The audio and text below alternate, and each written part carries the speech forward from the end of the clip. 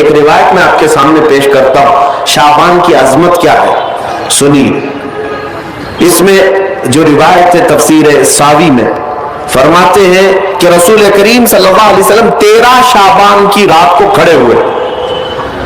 اور یہ مہینہ اسی لیے زیادہ افضل بھی ہے کہ یہ مہینہ میرے مصطفیٰ کا مہینہ ہے، اور یہ سرکار غوث پاک رضی اللہ تعالیٰ عنہ کا فرمان غنیت الطالبین میں ہے کہ شعبان کا مہینہ رسول اللہ کا مہینہ ہے، کثرت سے اس میں اپنے رسول کو یاد کرو۔ اب میں آپ کو بتا رہا ہوں جو روایت تفسیر الساوی میں ہے، 13ویں شعبان کو نبی پاک صلی اللہ علیہ وسلم رات میں کھڑے ہوئے اور کیا کیا توجہ، آج لوگ دلیل پوچھ رہے ہیں اپنے نبی کو یاد کرنے کے لیے۔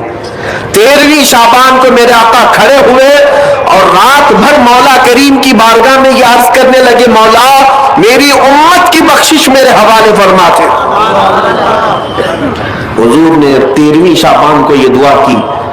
جو روایت میں کہ اللہ تعالیٰ نے اجازت عطا کی کہ آپ کی 1/3 امت کی بخشش آپ کے حوالے، آپ شفاعت کر سکتے ہیں۔ 1/3 ایک تہائی امت کی سفارش آپ کر سکتے ہیں۔ 14ویں رات کو پھر میرے آقا صلی اللہ علیہ وسلم کھڑے ہوئے، رات بھر عرض کرنے لگے، مولا میری امت کی شفاعت میرے حوالے کر دے، ان کی بخشش میرے حوالے کر دے۔ اللہ رب العزت نے 14ویں شعبان میں نبی پاک صلی اللہ تعالیٰ علیہ وسلم کو حکم فرمایا، 2/3 امت کی بخشش کی سفارش آپ کے حوالے ہے، 2/3 امت کی سفارش آپ کر سکتے ہیں۔ نبی پاک صلی اللہ تعالیٰ علیہ وسلم کیا اس پر بھی راضی تھے، بلکہ 15ویں شعبان کی رات آئی، یہ رات، یہ تیسری رات تھی، نبی پاک صلی اللہ علیہ وسلم پھر کھڑے ہوئے، اور آج کی رات کھڑے ہو کر نبی پاک صلی اللہ علیہ وسلم نے پھر وہی دعا کی، مولا میری بقیہ امت کی سفارش میرے حوالے فرما دے۔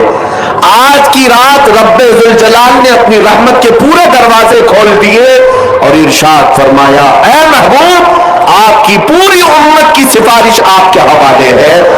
سوائے اس مشرک کے، سوائے اس کافر کے جو آپ سے منہ پھیر کر بھاگتا ہے، اس کی سفارش آپ کے حوالے نہیں، اس کا حساب تو اللہ قیامت کے دن خدا تک لے گا۔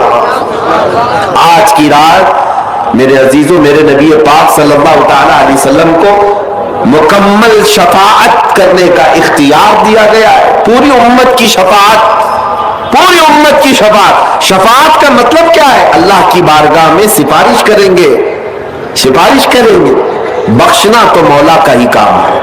مغفرت تو رب تعالیٰ کی شان ہے۔ اب سنیے، حضرت عبداللہ ابن عباس رضی اللہ تعالیٰ عنہ سے منقول جو حدیث میں نے آپ کو بتائی، 5 راتیں جو دعاؤں کی قبولیت کی ہیں، اسی طرح آپ سے ایک اور روایت ہے، آپ نے فرمایا کہ آج کی رات اللہ تبارک و تعالیٰ اتنے لوگوں کو معاف فرماتا ہے، یہ ترمذی کی حدیث ہے، اتنے لوگوں کو معاف فرماتا ہے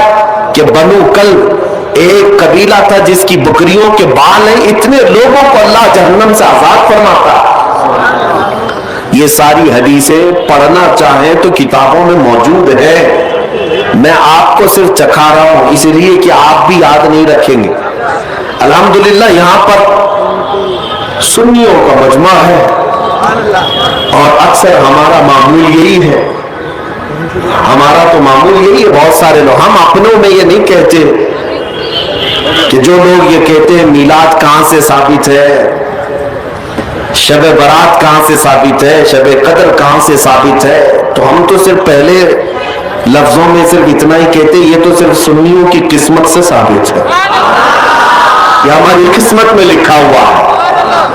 یہ ہماری قسمت میں لکھا ہوا ہے کہ اللہ تبارک و تعالیٰ یہ موقع عطا فرماتا ہے گاہے بگاہے اور بندے اس کو یاد کر لیتے ہیں۔ عزیزان گرامی اوقات، اور ایک حدیث، کیا قبرستان جانا چاہیے نہیں جانا چاہیے، اس پر بھی بڑے اعتراضات ہیں۔ خزانۃ الروایات بحوالہ فتاوی رضویہ شریف اعلیٰ حضرت نے بھی نقل فرمایا کہ آج کی رات روحیں تمہارے گھروں میں آتی ہیں، قبروں پر جتنے بھی آرام کر رہے ہیں، ان کی روحیں تمہارے گھروں پر آتی ہیں،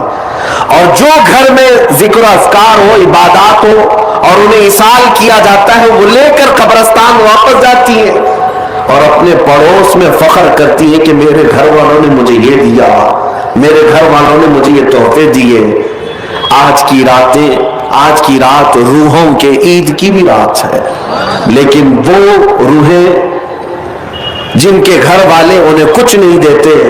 واپس قبرستان جاتے ہوئے یہ کہتے ہوئے جاتی ہیں اللہ تمہارا اس سے بھی برا حال کرے۔ وہ انہی لوگوں کو کوس کر جاتی ہوں گی جو دلیل بار بار پوچھتے رہتے ہیں۔ الحمدللہ ہر سنی 2 رکعت نفل تو آج پڑھتا ہی ہے، قبرستان سے گزرتے ہوئے سلام تو کرتا ہی ہے۔ ہم اپنے بزرگوں کو بھولنے والوں میں سے نہیں ہیں،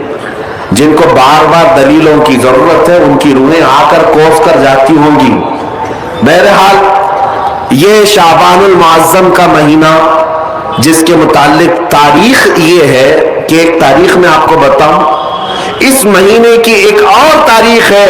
کہ سیدنا موسیٰ علیہ السلام و تسلیم کو نبوت اس مہینے میں ملی، حضرت ابراہیم خلیل اللہ کو اللہ نے نور معرفت اس مہینے میں دیا۔ اس سے بڑی چیز یہ ہے نبی پاک صلی اللہ تعالی علیہ وسلم اسی مہینے میں مکہ والوں کے مطالبے کی وجہ سے اپنا اشارہ چاند کی طرف کر کے 2 ٹکڑوں میں تبدیل